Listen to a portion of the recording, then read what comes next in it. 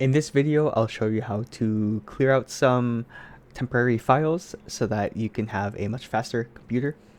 And it's very simple. All you have to do is type in the search bar, run.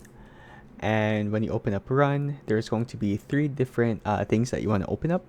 So first, we'll start up with the temp. So type TEMP and hit OK. So it's going to have a list of files that you have here.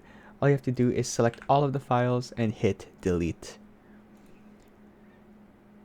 Now we're gonna open up run one more time, and we're going to search up another file path, which is going to be %temp%, and then hit OK. And there's a lot of files here too. These are all just temporary files. You can do the same thing, select all and delete. And if it says that the action cannot be completed because the file is already open, all you have to do is select do this for the current items and skip. If there's maybe 3 files in here, you don't really have to worry about it. What concerns us is if there's dozens of files, let's say thousands, 2,000, 4,000 that take up maybe 100 gigabytes of space, then that's something to worry about. We just wanted to clear out most of them for the meantime.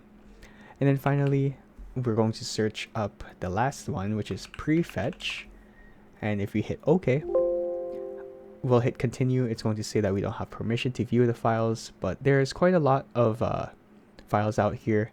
These ones we can also select all and delete. And as you see, there's about 200 items that we deleted.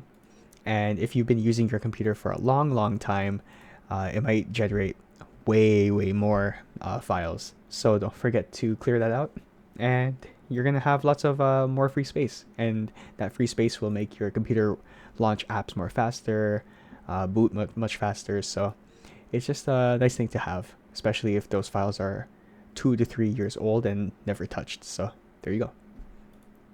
And if you found it helpful, don't forget to like it and subscribe it, and I'll see you in the next video.